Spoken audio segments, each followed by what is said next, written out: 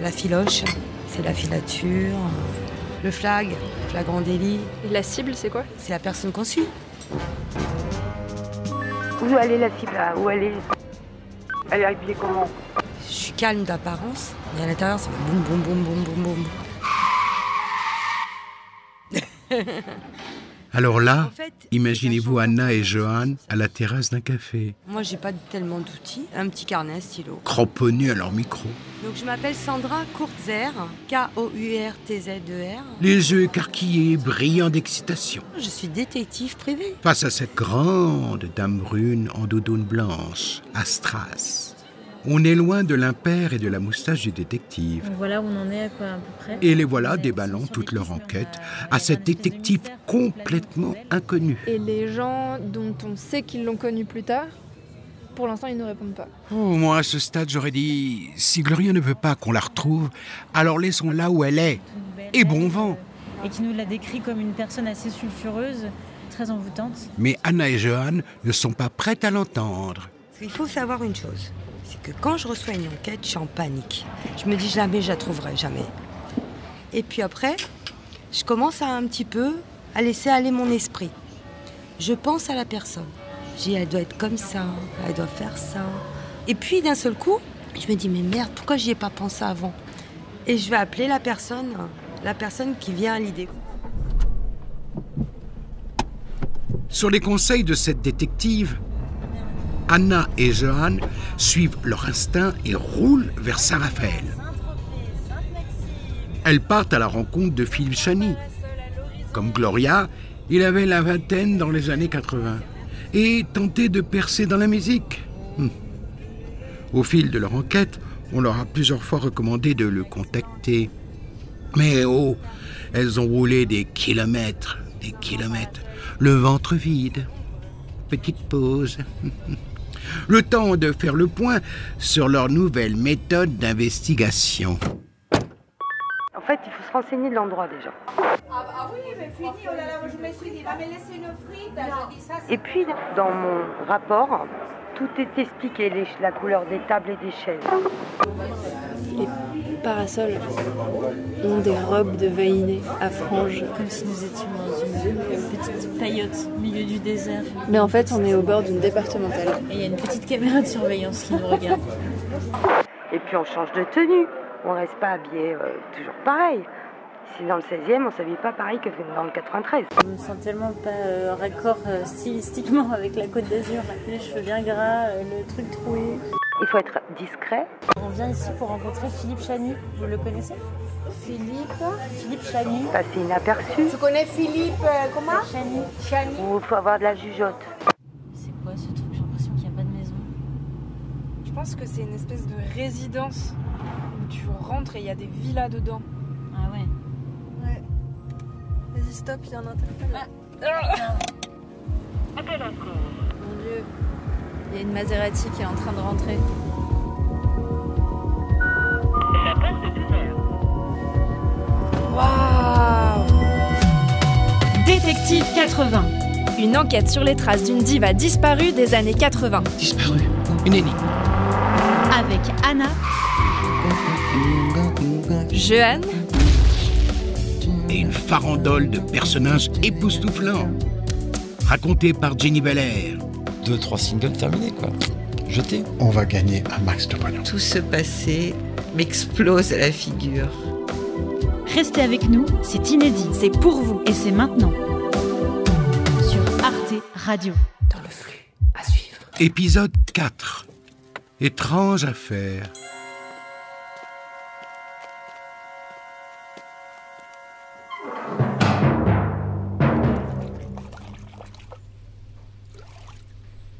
Je m'appelle Philippe Chani, je suis un auteur, compositeur, producteur, musicien français dans plein de destinations différentes. De la chanson, de la télé, de la pub, du cinéma. Et je suis pré-retraité dans le sud et je vis de mes rentes. Car la musique est un métier de rentier. On se fait chier au début et puis après quand ça a marché un peu, ce qui est fait n'est plus à faire. Voilà. Et puis de toute façon c'est pas à 60 ballets qu'on fait le hit de sa génération, donc c'est fait. me retrouvais au bord de la piscine, dans le sud. J'ai envie de me baigner. C'est la Watt. Tac, tac, tac, tac, tac. C'est la Watt. Tac, tac, tac, tac, tac. C'est la Watt. Tac, tac, tac, tac, tac, tac. C'est la Watt. Tac, tac, tac, tac, papam, papam. C'est la Watt.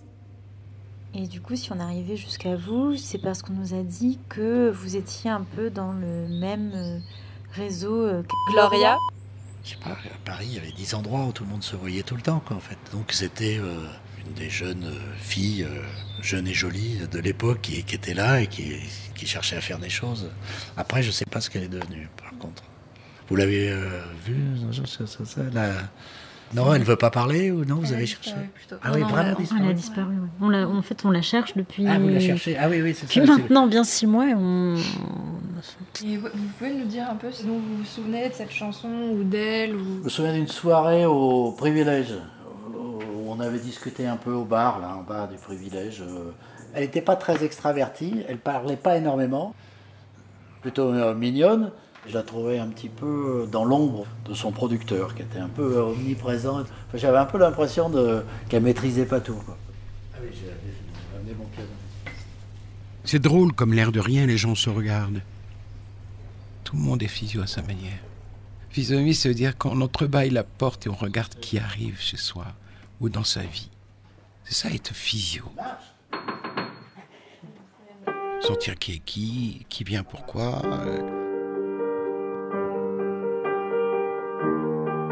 Gloria, qu'est-ce qu'elle faisait là? Coincée dans le couloir des années 80, entre la porte et le vestiaire, sans jamais aller plus loin. Beaucoup de femmes se sont succédées dans ces mêmes couloirs, à ces mêmes comptoirs. Il y a eu beaucoup d'appelés et peu d'élus. C'est un blind test?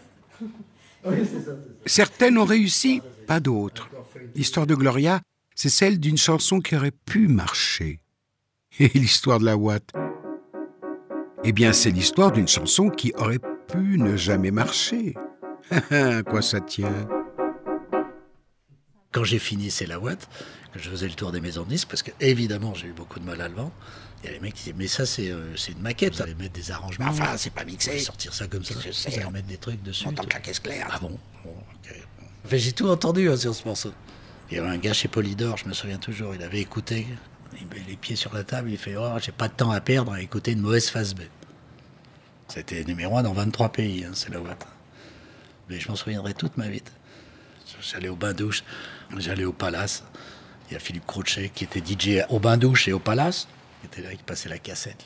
La piste était pleine. Oh, putain. Je faisais pim, plac, ça démarrait. Raf, il y avait le rush. Je me vois encore au balcon au Palace, là où il y avait le DJ. On regardait ça.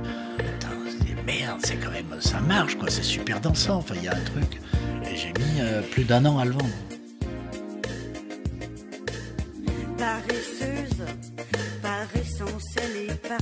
Ça s'appelait Paresseuse.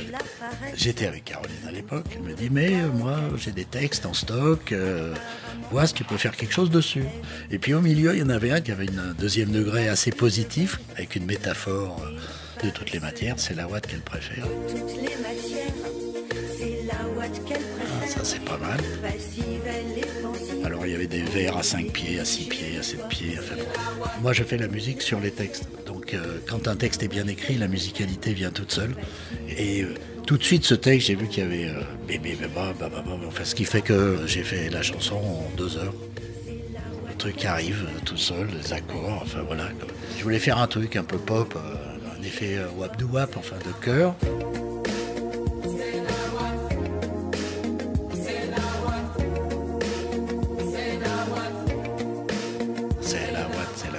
En chœur pour faire un petit gimmick vocal et donc ça s'est imposé. J'ai changé le titre de Paresseuse en C'est la Watt et voilà. On fait pas un hit en France avec un texte de merde.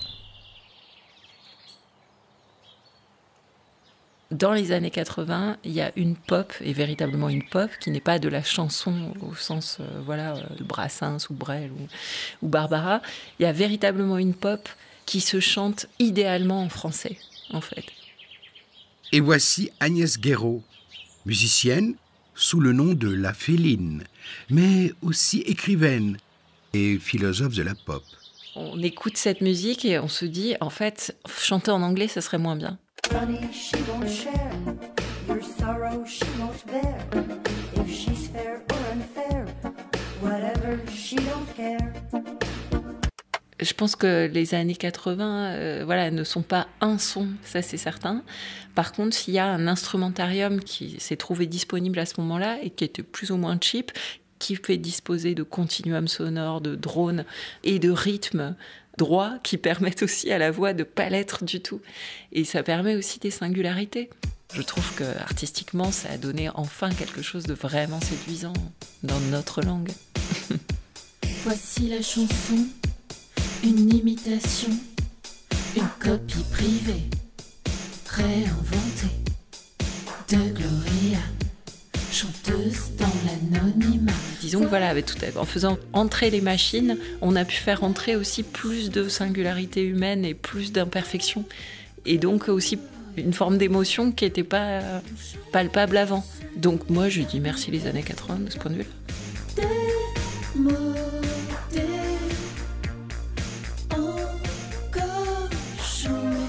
Après, ça produit aussi un type de parole un peu plus froide, un peu plus désespérée, détachée. Il y a vraiment ce truc du détachement dans la langue française, mais qu'avait déjà Catherine Deneuve, en fait.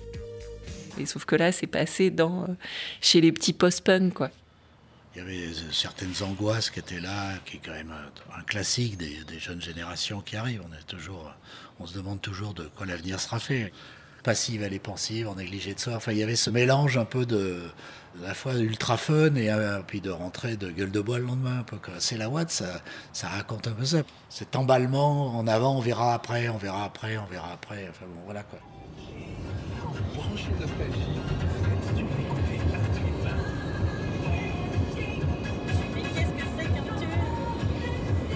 Oh, il n'y a pas de recette, mes agneaux. Et tout cela tient à quelque chose d'un peu magique et cruel, à mi-chemin entre vaudou et gros sous, qu'on ne peut compter ou analyser. Le succès. Alors voilà, l'histoire des hits a fait son chemin, jusqu'à aujourd'hui. Le hit, c'est d'abord un phénomène industriel. C'est un morceau qui a beaucoup vendu, qui est beaucoup connu et reconnu. Ça, c'est aussi un modèle anglo-saxon. Nous avons ce qu'on appelle des charts. Rien ne va plus pour la Soca Dance. Charles D. Lewis Gamel de 16 places, il est aujourd'hui 30e du top. Et ce qui est remarquable, si on regarde la liste des charts, c'est que la plupart des hits, on les a complètement oubliés.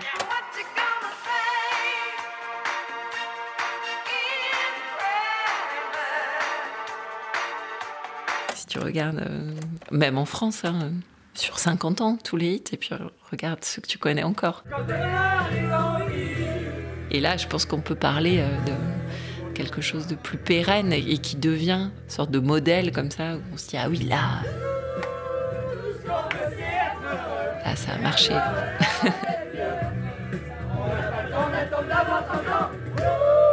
Ça n'a pas seulement marché industriellement, ça a marqué les esprits. C'est ça que j'appelle l'utopie de la popularité, ce genre de réconciliation où, à un moment, industrie et art sont véritablement d'accord. Et la pop, elle mise sur ça. Et c'est pour ça que populaire ne veut pas simplement dire diffuser sur toutes les plateformes ou de masse. Avec ses synthés et sa voix désillusionnée, sa réverb électrique. Combien de morceaux on aime en se disant « Oh, ça aurait dû être un tube !» Et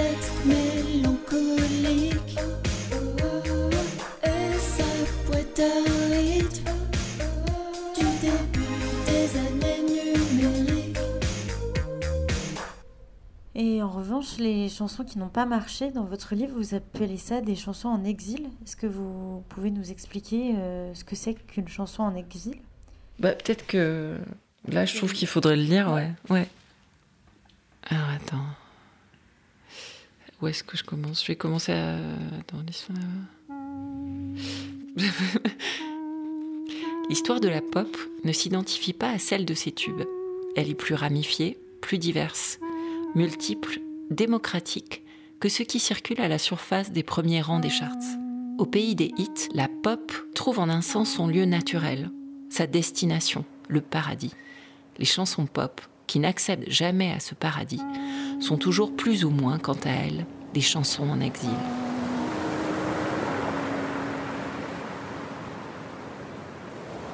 Et oui, parce que ce qui est très fascinant dans cette histoire, c'est que c'est pas forcément quelqu'un qui serait resté dans l'ombre en faisant ses chansons pendant des années.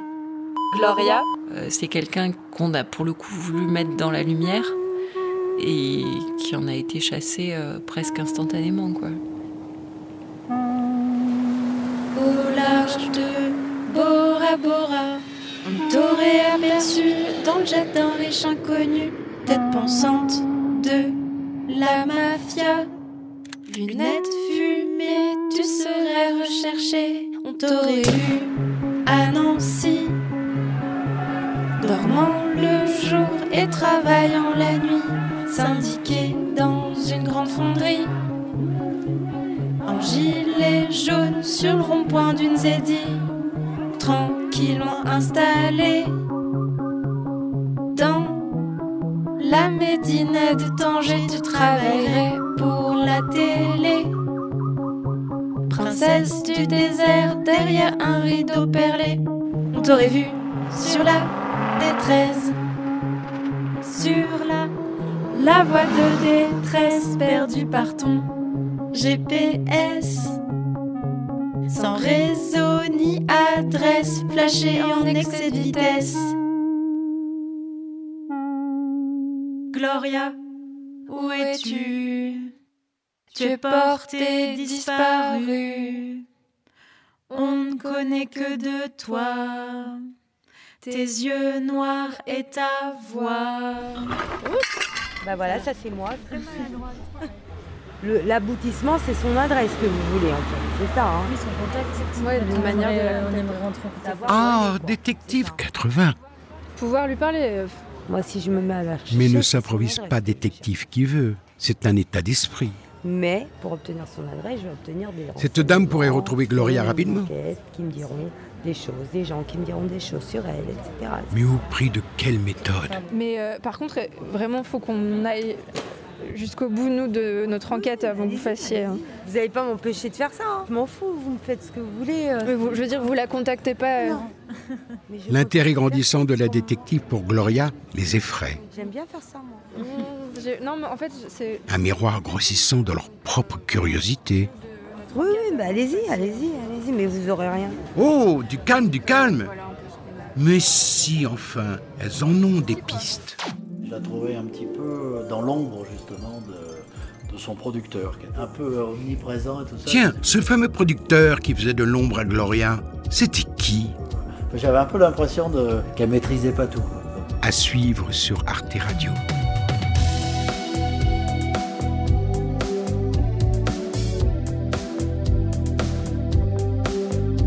Je prendrais bien un des cas tout à l'heure. Vous n'avez pas envie, les filles?